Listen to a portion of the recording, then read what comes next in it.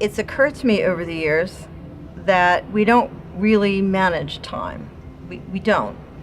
We manage ourselves, and we really only have two choices. We can squander time, or we can invest time.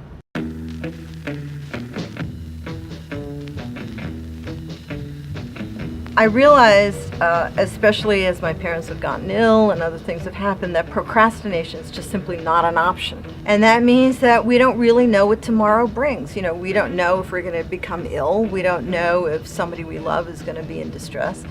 And so if I have the opportunity to do something now, I'm going to do it now, particularly if it's something that's very easy to take care of, and then that's one less thing to worry about.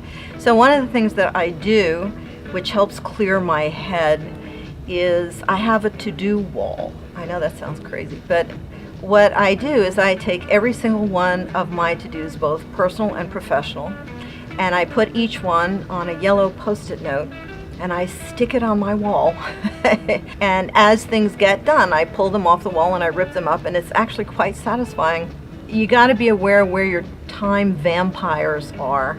Realize that there are certain things that have an addictive quality to them. Television, to me, is one of those things. There is no such thing as multitasking. It's task switching. When you think you're multitasking and you're all productive, that's not what's happening. What's happening is your brain is switching on and off to all these various topics, and it's a tremendous waste of time and energy. It's actually quite exhausting. 60 contiguous focused minutes of time is always going to be more productive than 6 10-minute increments with interruptions. And one of the things that I really encourage students here to do is find what I call strategic partners. Find study buddies, find a study group, create those study groups on your own where iron can sharpen iron. I encourage you to think about, I call them snippets of time or little time capsules during the day.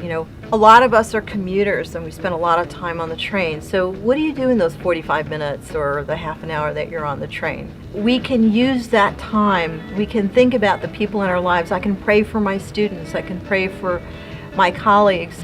And it's not hard and it's not exhausting. It's a joy to do that. So what do you do with those 5 minutes? What do you do with those 10 minutes? Find out what it is that helps you kind of refresh so you could go back to a project.